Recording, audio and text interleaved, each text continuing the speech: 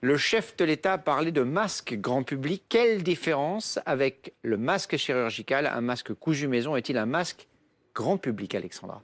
Alors les masques grand public, ce sont des masques barrières qui peuvent être confectionnés chez soi de façon artisanale. Et je vous ai d'ailleurs ramené un masque qui a été fait par l'une de nos collègues. Elle les a fait en série. Voilà pour vous montrer ce masque fait à la maison C'est un par masque de Caroline Robin Mier. des Bois, ça, oui. Exactement. Et puis, il y a aussi les masques barrières qui sont faits de façon industrielle. Alors, ces masques, ils n'ont pas le même degré de protection que les masques médicaux, mais ils permettent de stopper les pollutions et pour certains, même de filtrer certaines particules. Les autorités ont déjà validé plus de 80 prototypes de masques non médicaux qui ont été soumis par une quarantaine d'entreprises, notamment des entreprises de la mode et du textile qui étaient actuellement avec des productions au ralenti, qui ont décidé de se lancer sur ce marché.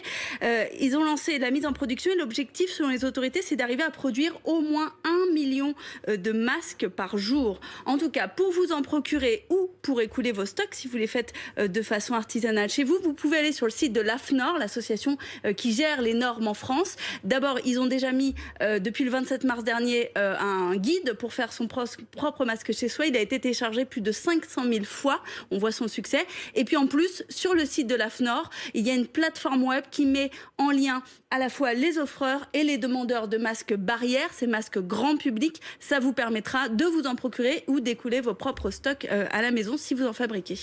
Professeur, cette initiative, un masque pour chaque Français d'ici quelques semaines, utile pour mettre fin de manière peut-être définitive à cette épidémie, même si on le sait, il faudra des traitements et des vaccins dans les mois qui viennent.